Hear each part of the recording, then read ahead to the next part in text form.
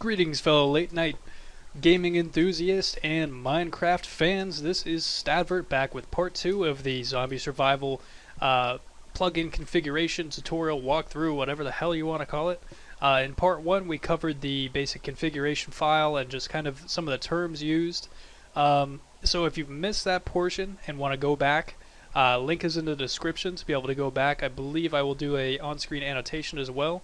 And as you can see, any information on the left here that was covered in the first video and isn't covered in this video should be in the description. If it's not directly in the description, there will definitely be a link to it on an external web page, so no worries. If maybe I missed something or there's something that you actually kind of want to drill down further into, I think a fairly detailed job of kind of writing out what everything is, some examples of what it does. If you have any additional questions, again, feel free to ask me. I'm trying to be as helpful as possible and kind of take some of the load off of some of the plugin creators and testers that are working with this plugin. So let's dive right into this. In the past video, we went over the terms and configurations server side. Now we're going to do it in game. So first off the bat, we have this section that I set up called adding and removing game commands, and this is pretty self-explanatory. The first command here we have is ZS, which in the past video we went over. ZS just is short for Zombie Survival or this plugin. -C for create. Kind of sets up a basic on-screen tutorial for you and walks you through the process of setting this plugin up. However, in the past I have kind of had poor experiences with this. For just some odd reason, I would, just say walk over a piston or walk over a pressure plate or something like that, and it would, for whatever reason, stop the tutorial and not actually follow the logical steps on this. So then I would actually have to go and manually create it, whatever I was doing. So for this tutorial, I'm just going to go through the manual creation. If you want to, kind of take a gamble on the other one, feel free. As long as you're watching this video, you'll know how to do it manually if you run into any snags. So let's head over to our game really fast. I'm just going to pop in the basic command, and as you can see, I haven't defined any sort of variables, so it's going to ping back and be like, look, we're going to need a name, we're going to need a zombie multiplier, we're going to need the max number of players, and we're also going to need the max amount of waves. So as you can see in the text that I provided a nice little example. And for our example, we named our zombie map or zombie survival area Sky City. And let me just go ahead and go over this again real fast, since we have it up in the text. They wanted us to define the name of the zombie survival arena or area. So I defined that as Sky City. Keep in mind the definition or the name is case sensitive. So what I mean by case sensitive is Sky City, sky, or the S in sky is capitalized, the C in city is capitalized. That is, one specific map. If, say, for example, you just capitalize the S in sky and not the C in city, that's considered a separate map. And then again, if you made everything lowercase, that again is another separate map, just by the way that the plugin is set up. That's just how a lot of things on the web operate. So just bear in mind whenever you're telling one of your members on your server to go ahead and join a game, be sure to let them know that it's capital or it's not capital. So moving on to the next section here, we have the zombie multiplier. Zombie multiplier just basically multiplies their strength, speed, so on and so forth. And we're just going to go ahead and leave that to default as 1. Let's see. And then we also have the max amount of players that are allowed to join the server. Again, I got a small server, 8 players, so I'm just going to leave that to max. And then waves, the max amount of zombies that, the max amount of levels that you can actually get through before you either win the game or you die. So I'm just going to go ahead and set that to 1,000 because I really don't think I'm going to ever make it to that, but wishful thinking, right? Why not? So I just went and left clicked as it prompted me on the screen there. Left click to set player spawn point for game. Did that. And then it says right click to escape. So I just set the lobby or spawn point for players right there, and I'm just going to click off into the distance and right click, and I'm just going to take my best guess that it did actually happen, even though it says could not create game specified. And then we also have this other option here. If you want to remove the world that you just created, or remove any sort of world that you may have created, because you can create multiple worlds, or like game arenas or zombie survival areas. So that is a command I'm not going to use now just for purposes of this tutorial, but you get the idea of how to set the commands up at this point. Then moving right along, we have adding removing spectator areas. So again, this kind of follows a similar structure. We're going to have ZS for zombie survival, and then A is to add, R is to subtract, and that pretty much follows the same pattern throughout. And then we have hyphen spectate, and then you also have to define the map. So in my example here, I have zombie survival add, spectate, Sky City. So I'm just going to go ahead and do that really fast. And now it's prompting us on screen to go ahead and set a spectator spawn point, and then we can go ahead and right click for escape. I need to fly right now, so I'm going to go ahead and put my game mode to survival. And what we did on this map is we went and added our spectator spot above this whole huge map, just so that people could run around and see what other players are doing. I think that's kind of cool. So I'm going to go ahead and pop myself back into, let's see, pop myself back into survival so I don't destroy any blocks. Keep that in mind, you will destroy blocks when you're going and setting a spawn point if you were in creative. So make sure that you're in survival. And then I'm just going to choose this spot right here. This looks tasty for a good spot to have people kind of spawn and then be able to walk out and see all the action. So added spectator spawn, and then I'm just going to go off into the distance and right click as I was told before. And I'm just going to have, there we go, had to double click it. Finally got it back to normal. Pretty simple. And then the next command on the list here is to be able to remove the same thing.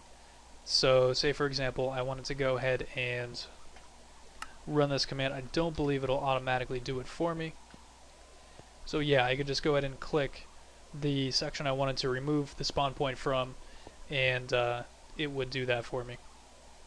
But I'm not interested in that, so I'm just going to go back to normal. Moving right along, we have adding and removing spawners. So this is can be wave based.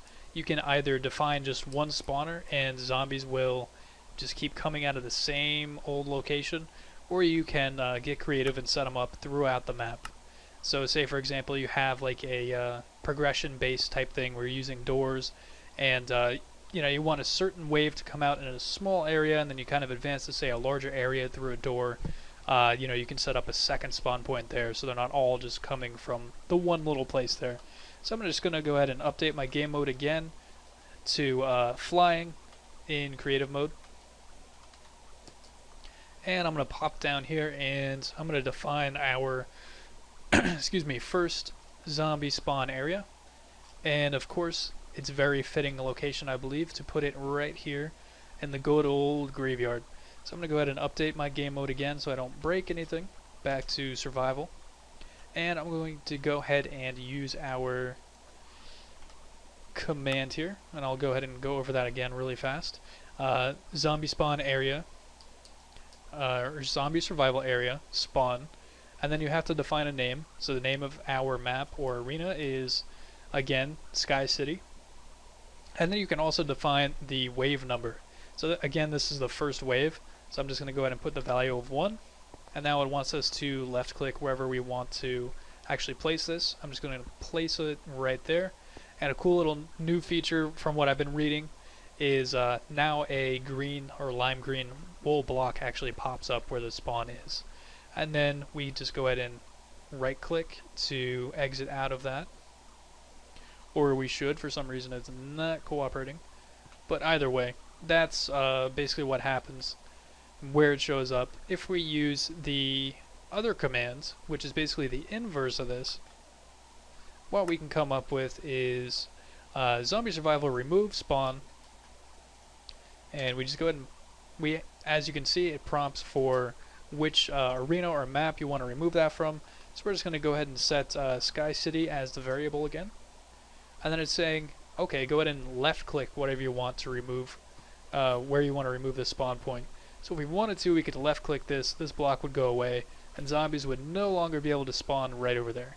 However, I don't personally want to do that. I want to go ahead and set another zombie spawn point just for the hell of it, just to kind of show you guys what we're up to here. So we got one in the graveyard. That makes sense. You know what? For wave 2, I kind of want to keep players on their feet. Maybe they decide to rush their graveyard and take those guys head on.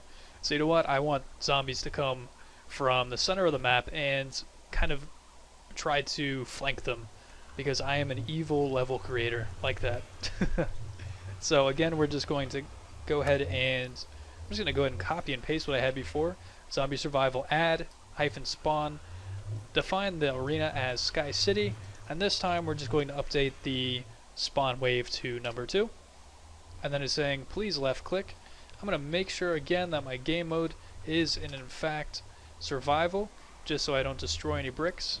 And there we go. I'm putting spawn point or wave area, starting point, whatever you want to call it, number 2 right in the middle, just to keep my players on their toes. So that is that. Very simple and easy to use. I'm going to add one more spawn point and then just show you the removal just for shits and giggles, just to make your life a little bit easier. Though I'm sure you're completely competent in being able to do this yourself. I accidentally placed 2, but that's okay, because I am going to remove those anyway. So again, I am just copying and pasting what I had before here, with the exception of changing the A for add to R for remove. Now it's prompting me to left click, so I'm just going to left click these 2 blocks, and since I did that, now it says back to normal mode. Fantastic. Didn't even have to right click. Now, we have a couple of good commands in here, and these are the start and end commands. So say for example, you know, in our last video we went over the configuration file and how it usually takes 2 players to actually be able to start a map. And I will show you this configuration sign in just a moment, but if I right click on this, it will say not enough players to start the game, because on the configuration file it's you know, it's set to a minimum of 2 players to actually be able to start the game. However, I'm going to say STFU sign, and I'm going to go and put zombie survival -start, and then I'm going to put the map in which I want to start, which is Sky City. And since I'm an op, I can force this. If you're a non-op, you can't force start. And boom, it already popped me in, and there is wave 1 coming from the graveyard. And again, on the flip side of that coin, we also have the command zombie survival end. So I'm going to go ahead and do that before he gets to me. Ah, crap, I forgot to define my city. That'll teach me to be a shitty admin like that. So quickly, zombie survival and Sky City. Gotta beat the timer here. Boom, and it popped me right back to where I initially started the game. Pretty awesome. And no more waves of zombies trying to murder me, so that is nice. So there, as you can see, ZS and ZEnd, pretty simple, easy to use commands. If you just feel like playing by yourself, you're running, you know, say a small server and no one's on, or you're a crazy insomniac like myself and you're up at 5:30 in the morning and you just want to play by yourself, those are awesome commands to use. Let's see, we can also go over the core player commands that they can use through text chat as well. So they can also, say for example you start a game, and there's more than one person on the server, so it won't auto start. Use the start command that we did before. It'll go ahead and start a game, and then it'll broadcast that. As you can see here, from the previous game, it says admin has started this game. That will broadcast globally and let everyone know that the admin has started, indeed, in fact, started a game. And then people, all they have to do is type /join, and then, of course, define the map to Sky City, and hit enter. And of course, you know, I haven't started a new game. However, if they, you know, use that command, they can join a game that is already in the process of happening. And say for example they're in the game and they just want to leave the game, they can just type /leave. And again, in the first video we kind of went over how you can configure those to say simple things like /J or /L if they're not conflicting with any other plugins, to make it extremely easy on lazy gamers that may be on your server. Okay, so I want to actually get down and dirty and get over to this sign business here. So we have a sign in our inventory. You know what? I am a cheater. I'm going to go over to my creative mode so I don't have to keep trying to get new signs. And on this one, I think I did a pretty thorough job of kind of explaining lines 1 through 4 on setting up signs in the description here. So if you run into any snags, feel free to pop over to that and use that as a jumping off point. Again, if you have any questions, feel free to PM. So I'm just going to go ahead and pop up a sign, and on the first line, the word is zombie. You always use the word zombie for any sign that you're doing, even if it's a zombie status sign. Zombie goes on the first line. It could be followed by something, but for item purchases and stuff like that, zombie will suffice. Leave that by its lonesome. And then on this, you can basically just put a description of whatever you're selling. And honestly, you know, it doesn't have to be specific to the item. You could make up things. You know, if you want to do, say you admin like a roleplay server, and you want a sword to be a katana or something like that, you know, like say an iron sword is a katana, then you can go ahead and write in katana. But I am a very literal person, so you know what, I'm just going to do iron sword, because I'm boring like that. And then on the next line you have the amount, which is pretty self-explanatory once you get the hang of it. That is, how many items or swords do you want them to get? For this example, I only want them to get 1 sword per purchase, and how much or cost is that going to require them to provide to be able to obtain that 1 iron sword. So I'm just going to say 150 because, yeah, you know what, I'm a generous guy. And then for the next line here, what we're going to define is the item ID. And I had mentioned this in a past video that in the description I have provided the ID list here, or a link to the ID list rather, that will give you the item IDs to kind of help you out with this. So let me swap back over here, and as you're seeing on the 4th line here, it is requiring us to put in the item ID and then the damage value. So our item ID for an iron sword is 267. So we're going to do that, and then it requires you to put in a colon and then the damage value. And again, I believe I had covered this briefly in the past video, but damage value is 1 point of a damage value is half a heart, if that makes sense. There's a link in the description if you kind of want to delve into that a little bit more. So say for example a iron sword has a damage value of 6, so I'm going to go ahead and put in my damage value, and you would just take that 6 and divide it by 2 to get the full heart range on that. So a iron sword by default does 3 hearts of damage per hit. So as you can see, after I created this sign, it says you have created a new zombie survival sign. Fantastic. They let me know I'm doing a good job. And on the top here, it highlights the word zombie to actually show you that this is a legit sign. Let me show you a non-legit sign. How about we misspell zombie because we're fucking retarded like that. And then we don't know what it is, and we don't know what the item ID is because we're dumb like that. I'm gonna go ahead and hit done, and it's a plain old sign. Let's say for example that we're not completely illiterate. You know, we know how to spell a little bit. We've been through a 1st and 2nd grade, so we're just gonna do iron sword. We got that going good. Maybe we didn't go to the 3rd grade, who knows, we can't spell sword. So then we put the let's see, random item value, the price of it,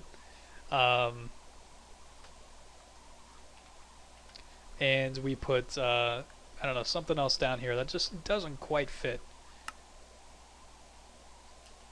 Well, that one does quite fit, I apologize. But normally what it'll do is it'll pop up with like a red text notification that says something went wrong, and it will kind of have like a red zombie at the top. So That one made an asshole out of me, but just be aware that you can fuck this up. So make sure you follow the correct format, and I believe they stress that in their configuration file and help files. Make sure you have the correct formatting, or else you are a dumb fuck and this stuff doesn't work. Just FYI. So, let's see. Next thing here we have, I just made a little note again in the description about the damage values. Let's see. And then you can also make the stats sign. And this one I had a little bit of trouble with at first because me being in the wise ass that I was, I'm like, oh, well, it makes sense if you make a sign that says zombie on the top line, and then, you know, the /join command on the next line, that, oh, that has to be how players can join. However, upon further investigation, that was not the case, unfortunately. You have to just type zombie stats, and it will, whoops, see, there you go, there's an example of a bad sign. Apparently I am a horrible speller or something. That's what a bad sign looks like. Let's see. So zombie stats, that's what we're going for. And then, I forgot to define the name of the game, of course. Breaking the rules. Sorry, ladies and gentlemen. Zombie stats. And then on the next line, we're going to put Sky City. Boom. And cool. It creates a sign and automatically propagates how many players our Sky City actually has, as well as the amounts of waves that are currently up.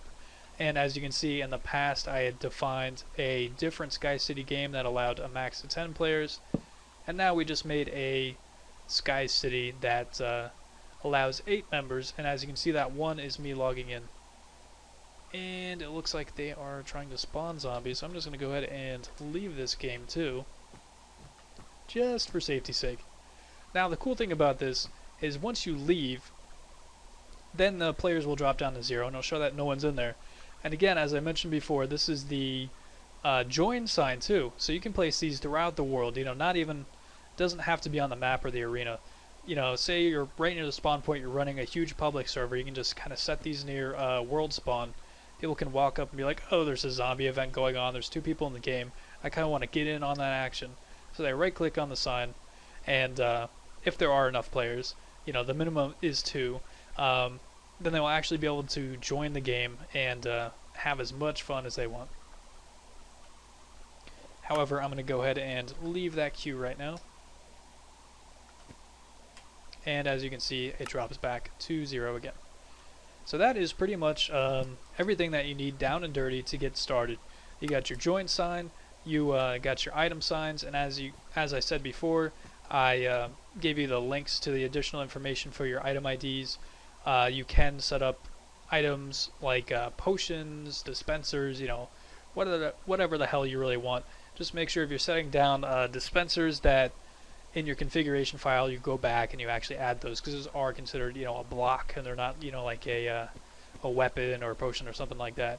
So what I'm going to do later on in the day is probably set up a bunch of these signs throughout the map, because we get a pretty huge map, and I would love for you guys to play with us. But I understand if you want to make your own, that's probably why you're watching this video.